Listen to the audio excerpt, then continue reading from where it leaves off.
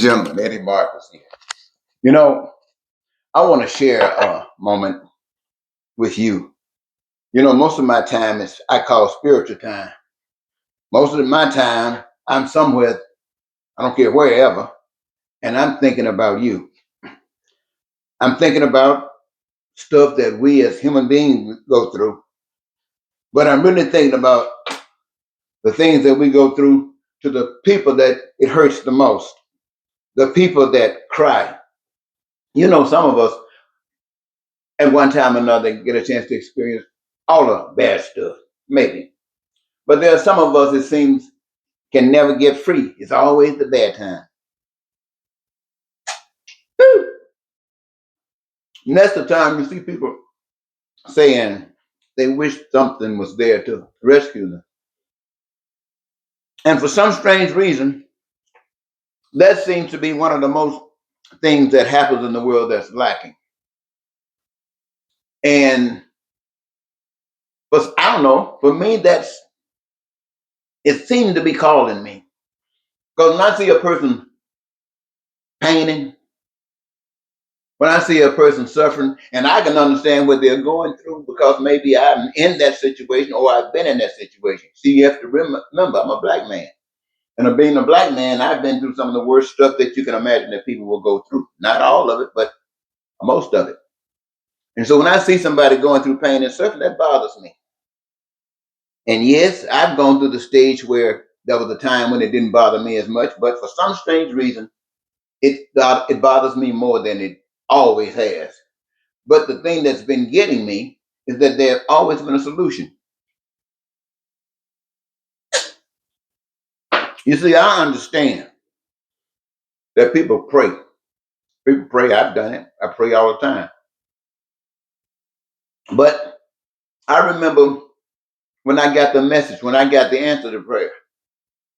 Father, why is it that all the pain, all the suffering is going around? And people don't want to go through it. They don't want to experience it. And they're asking me, as a spokesman and advocate for you, to come back and tell you they are praying that you would address these kinds of issues for them. They believe in you. They want to believe in you. They want to be called the children of the Almighty High. But they want me to share this with you and see if you can answer it by providing for them that for which they pray, or give them some kind of understanding that they can buy. So I'm here, God, talking to God. What do I do? What do I say? And it's as bright as anything that I've ever come to you and said to you that God has given me to say to you is this: what I came back and said.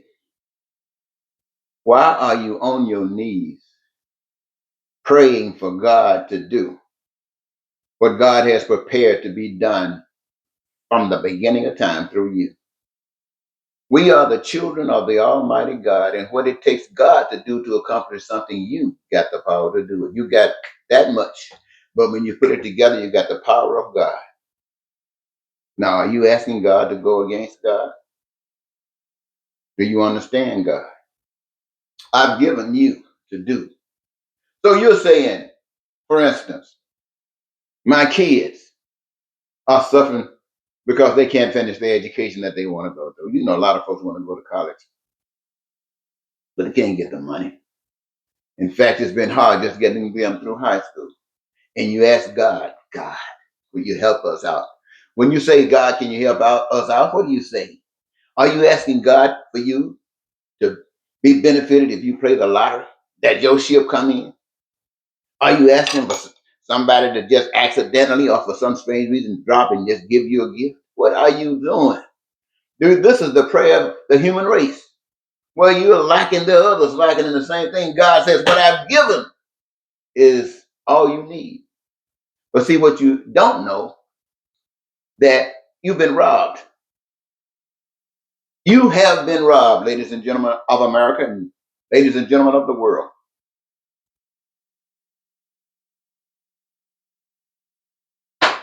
God made this earth. When I say God, I'm talking about some power other than you and I. This earth has proven to be magnificent because all the things that we've ever needed, wanted to do to accomplish the resources have been right here. Sometimes we accidentally run across them, sometimes we discover them, but wherever we find them, early, middle, or late, we're able to use them right on time. Why? Because it's been provided for us. But what is it that denies us that wonderful life? We don't understand that we've been robbed. You see, as everything looks around you,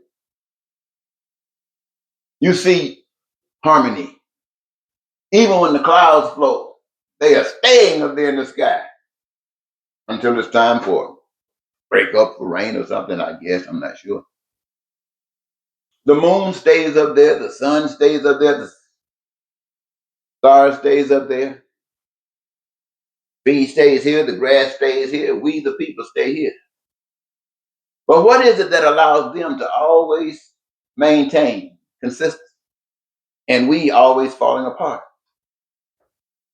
Maybe it's because whatever is required of them outside of God is natural.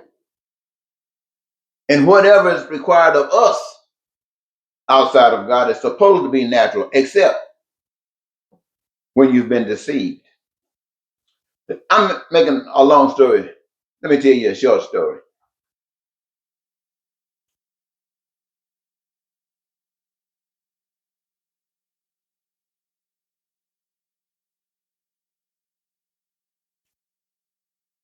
I've heard it said that perhaps sometimes the things that I say are not really from God.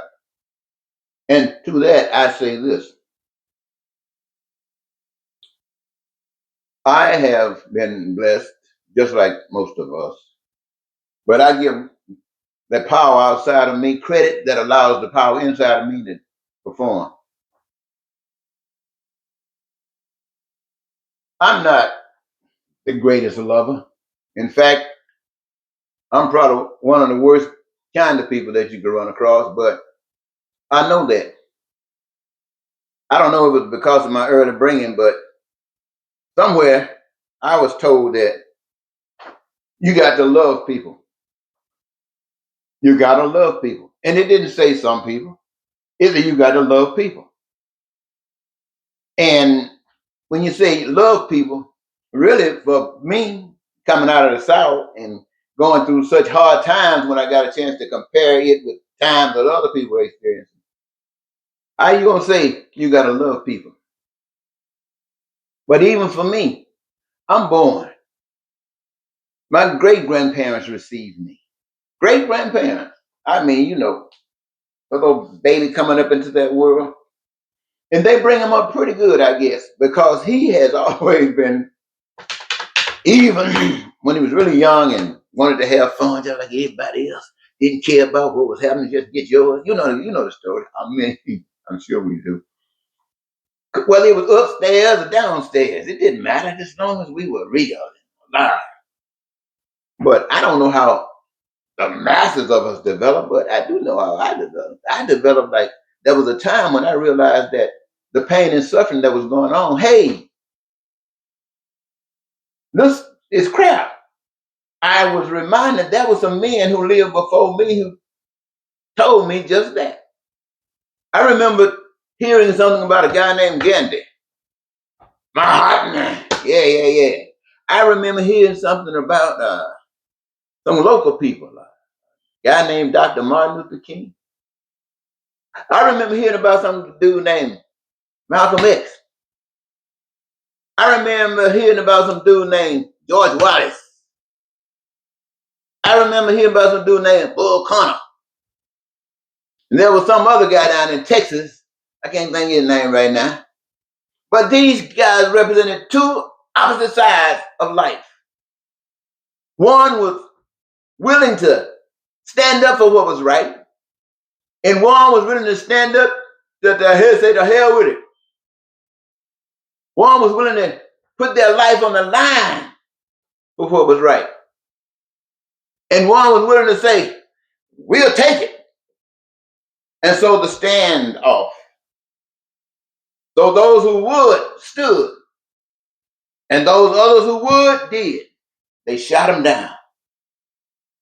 those who represented life, those that represented that you would never have to worry about your house falling down, those who stood up to make sure that you would have access to health care, the best.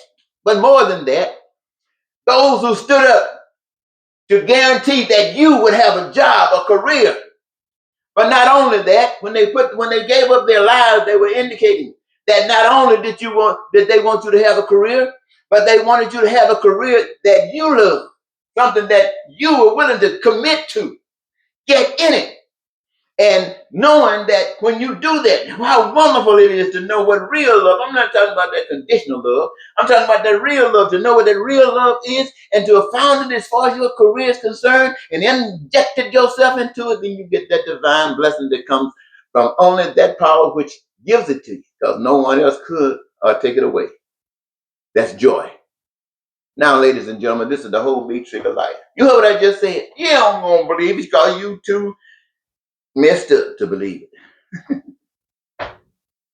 But that's the whole trick of life. Because everything else is like magic. You, 300 plus million in America, 8 billion across the globe. Each one of you have recognized what it is that you love. And you have chosen to engage yourself in the process of doing that which you love. And by doing that, for some strange reason, some magic happened, you got joy. Joy, knowing that you stood. That's the wedding that there will be no divorce. That's the wedding that no one would walk away. Love and joy. My. How many have experienced that? How many of you experienced it? Well, see, if you say you've experienced it, you still are, because you can't walk away. And if you thought you did at one time, you were deceived if you don't have it now. See, with that love and joy, everybody now is under the power. It's almost like nature. Under love and joy, what you are doing is designed in such a way just like the heavens were built, just like the earth was built, the valleys, the rivers, the hills, now the highways and byways, just like that. No, because you, as you are loving and enjoying, no one would have to suffer a lack thereof. You are living in peace. You are prosperous and free. You're joyous, happy, fulfilled, and satisfied. And you're living your dreams. Right. That's just something that's automatic. You look around, everything you want is there, everything you need is there, everything you desire is available to you. Nobody's there to determine whether you do or don't. No bosses. You're a free child of the almighty living God who has come together and created heaven all around you. And nothing is denied you. Why? Because the spirit of the almighty living God is now alive in you. Woo! And while you're doing all the magnificent things you can do, all of the world is being brought into a new. And it's you, my friends. Look, ladies and gentlemen, I'm going to stop because somebody's just coming through my studio, and I'm going to cut it off. But you know where I'm going with that. So you just on another time, okay? Until next time, this is Eddie Marcus. I might just put on hold and hold. So just imagine, ladies and gentlemen, how you must feel in a situation like that. When you are absolutely free to be an individual, when you're absolutely free to be a totality of people. And joy is all abound, and you, my friends, are very responsible for it, and you are the ones that's receiving of it. I tell you, when I think about it, it just drives me wild. And I think about how many years I've been here, and I'm so excited about it. But the thing that's most exciting about it is now I see the fruits are actually going to be harvested, which means that we are getting ready to change. We're awakening up from the deception. We are going to face the world and face it just like Jackie. What's her name? Miss Crockett and Jasmine Crockett. We're going to tell it just like it is, and we're not going to have it settle for it any other way. Again, it is wonderful, but it's more wonderful, you know. Say, I'll say bye bye this time for good.